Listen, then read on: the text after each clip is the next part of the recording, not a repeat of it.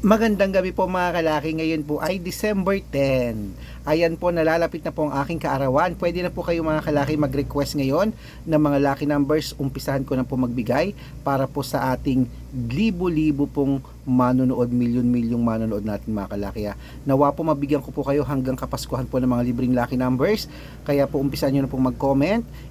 Kailangan ko lang po ang birth month po at birth year nyo po. Pag-aaralan ko po yun on the spot. Bibigyan ko kayo ng 2 digit, 3 digit, 4 digit o 6 digit, depende po sa gusto nyo. Pwede po yan sa Pilipinas at loto po abroad po mga kalaki. Pwede po ating mga lucky numbers. Okay?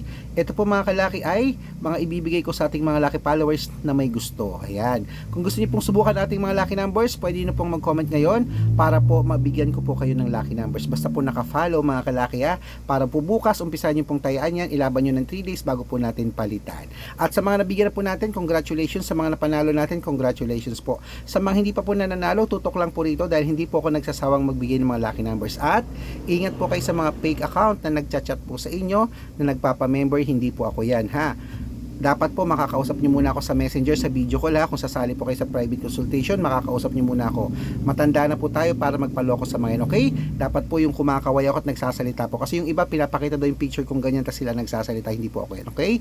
Ngayon po, magbigay na po tayo ng mga lucky numbers. At ano po ba ang aking kaarawan? Yun po ang sagutin nyo. Ano po ang aking kaarawan? Bibigyan kita ng numero ngayon po.